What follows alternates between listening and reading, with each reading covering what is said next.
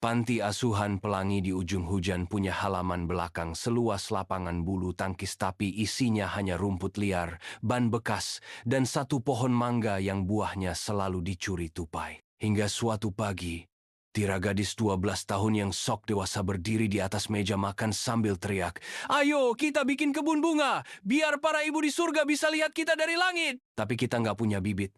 Protes Juki, si pecandu game yang jarang keluar kamar. Dan tanahnya keras kayak hati mantan bu kepala.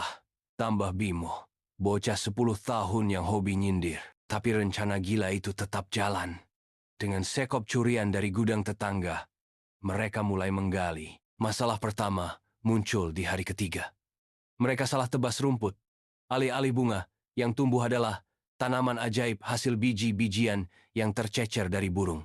"Ini mah rumput teki," geram bu kepala sambil mencabut tanaman itu. "Kalian kira ibu kalian kambing? Tapi bu kepala kan suka teh," bisik Dira, lalu kabur dikejar sapu. Malam itu, di rahasia base camp gubuk kardus di belakang panti, mereka rapat darurat. "Kita butuh bunga yang kuat, kayak diri kita," kata Dira. "Bunga kaktus," usul Bimo. "Gak perlu disiram, tahan ejekan, dan bisa buat lempar orang." Akhirnya, mereka seperti menanam bunga matahari, simbol harapan menurut buku bekas Dira. Tapi bijinya ternyata biji kuaci yang sudah dipanggang. Di tengah keputusasaan, keajaiban datang dari arah tak terduga. Pak Heru, tukang sampah yang lewat setiap pagi. "Dengar-dengar kalian butuh bibit?" Ia menurunkan karung berisi benih bunga liar. "Ini dari taman kota. Lagi direnovasi, jadi dibuang." Bimo menyeringai. "Kita jadi tukang sampah bunga? Tapi bunga ini liar," kata Pak Heru sambil menyiram biji-biji itu ke tanah. "Seperti kalian, mereka bisa tumbuh di mana saja." Benar saja, seminggu kemudian tunas-tunas hijau muncul di antara ban bekas. Bahkan pohon mangga yang pelit buah kini berbunga wangi. Tapi ujian terbesar datang dari alam. Hujan deras seminggu penuh. "Kebun kita tenggelam!" teriak Juki yang jarang sekali peduli. Dira nekat memimpin operasi penyelamatan dengan payung bocor dan ember. Saat mereka kehujanan, Bimo tiba-tiba tertawa ngakak.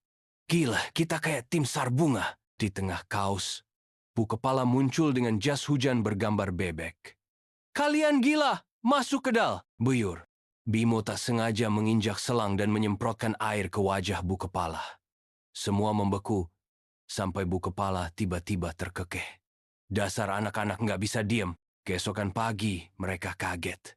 Bu kepala yang biasanya galak sedang menyiram kebun dengan kaleng penyiram baru. "Bunga-bunga ini mirip kalian," gumamnya. "Lihat yang itu," ia menunjuk bunga kecil berwarna ungu. "Tumbuh di sela-sela ban tapi tetap mau mekar." Dira mengernyit. "Bu kepala puitis hari ini?"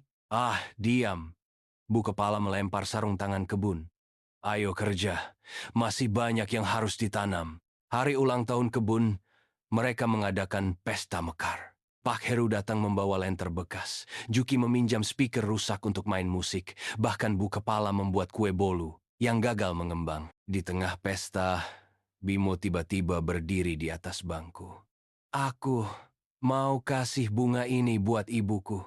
Ia menunjuk bunga matahari yang akhirnya tumbuh dari biji baru hasil barter dengan penjaga taman kota. "Dulu, ibu selalu nanam ini di rumah," katanya, "biar hidup kita selalu cari cahaya." Sunyi. Lalu Dira memeluknya. "Ibu pasti bangga, Bim. Kau sekarang bisa nanam bunga, bukan cuma nanam kaktus di tempat tidur Juki." "Hei!" protes Juki. Tapi semua sudah tertawa. Malam itu, Dira duduk di tengah kebun. Bunga-bunga liar bermekaran di bawah bulan, ada yang merah, kuning, bahkan biru. Ia membayangkan para ibu mereka tersenyum dari balik awan. Sebenarnya, bu kepala tiba-tiba duduk di sebelahnya. "Aku juga nggak pernah ketemu ibuku. Dia meninggal pas aku lahir." Dira terkejut. Selama ini, mereka mengira bu kepala adalah monster tanpa masa lalu. Makanya, waktu lihat kalian nekat bikin kebun ini, ia menatap bunga-bunga itu. "Aku iri. Kalian punya keberanian yang aku nggak punya dulu." Esok pagi, kebun mereka jadi berita. Seorang fotografer dari koran lokal datang. "Boleh aku foto kebun ini? Judulnya Kekuatan Kecil yang Menaklukkan Sampah." Tapi anak-anak protes. "Judulnya harus Ibu-ibu di Langit Sedang Tersenyum," usul Dira. "Atau Kebun Bunga Tukang Ngambek," canda Bimo. lari dikejar Bu Kepala. Sekarang, tiap pagi, panti pelangi punya ritual baru. Menyiram kebun sambil cerita tentang ibu mereka. Ada yang lucu, ada yang bikin nangis seperti kisah Juki, yang ternyata menyimpan foto ibunya di casing HP. Dan di sudut kebun, ada bunga aneh yang tumbuh dari sepatu bekas. Bimo bilang itu bunga keajaiban. Dira bilang itu bunga Juki karena baunya kayak kaos kaki. Tapi Bu Kepala yang paling bijak. Ini bunga keluarga. Tumbuh di mana saja, asal ada yang rawat dengan ketawa dan air mata.